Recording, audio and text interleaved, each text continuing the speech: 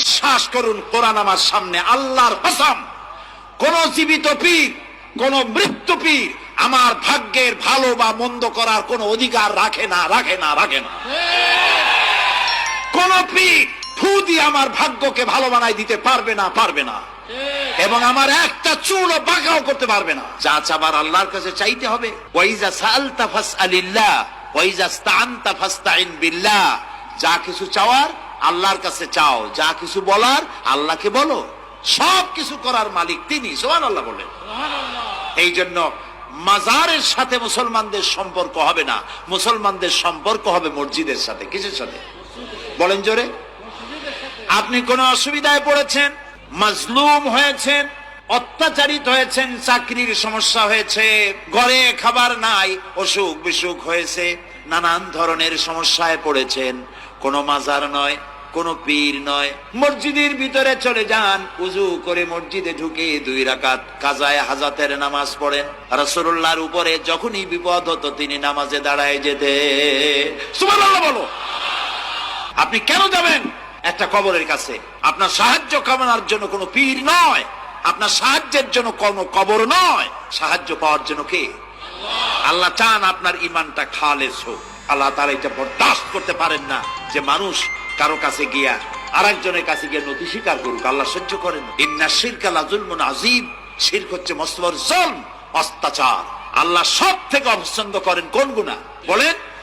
শিরক। আল্লাহ সহ্যই করেন না। কেন করেন না? একটা যুক্তিতে আসে। যারা বিবাহ করেছেন তাদের স্ত্রী যদি স্বামীর সাথে যে ধরনের হাসি খুশি প্রেমের আদান প্রদান করে, স্বামী ছাড়া যদি আরেকজন পুরুষের সাথে এরকমের ভাব বিনিময় করে, ফোনে কথা বলে, প্রেম করে, খুব সুন্দর করে ভালোবাসা দিয়ে যদি চিঠি লেখে অন্য পুরুষের কাছে, অথবা প্রেম নিবেদন করে, তাহলে স্বামীদের অবস্থা কেমন হবে বলেন? এইটার জবাব দিতেও যদি দেরি হয় তো খুবই কুলক্ষণ। হ্যাঁ, ভয়ানক হবে, ভয়ানক হয়ে যাবে। নিজের চরিত্র যতই যা হোক, বউর চরিত্র ভালো চাই। আচ্ছা বলেন তো, স্ত্রী আপনার সঙ্গে যেভাবে প্রেমের হাসি হাসে, প্রেম নিবেদন করে, ওই রকম আরেকটা পুরুষের কাছে সাথে করলে আপনার সহ্য হয় না কেন? আপনি স্ত্রীর উপরে আপনার অধিকারটা কতখানি, কি জন্যে?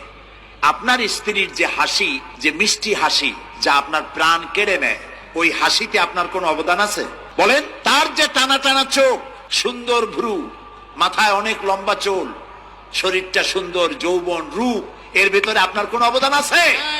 হ্যাঁ আছে, একটু তো আছেই। আপনি যে মুখ দিয়ে বউটা হাসে, সেই ঠোঁটে একটু লিপস্টিক লাগাইছেন। যে চোখের জন্য আপনি পাগল, সেই চোখে একটু কাজল লাগাইছেন। শরীরটাকে পেঁচাবার জন্য সুন্দর একটা শাড়ি কিনে দিছেন। একটা শাড়ি দিয়ে, একটু লিপস্টিক কিনে দিয়ে, চুলের একটা ক্লিপ কিনে দিয়ে, একটা ভালো শাড়ি কিনে দিয়া স্ত্রীর উপরে যদি এত অধিকার আছে যে কোনদিন মৃত্যু পর্যন্ত কোন প্রেমের হাসি, ভালোবাসার আদান প্রদান আপনি ছাড়া আর কারো সাথে করতে পারবে না, এইটা যদি আপনার অধিকার এভাবে প্রতিষ্ঠিত হয়, তাহলে এই হাসি যিনি দিলেন, এই দাঁত, এই সুন্দর চোখ, এই রূপ, এই যৌবন যে আল্লাহ তাআলা দিলেন, তার সামনে কোনো পীর অথবা কবরের সামনে যদি হাত পাতে আল্লাহ বরদাস্ত করেন না।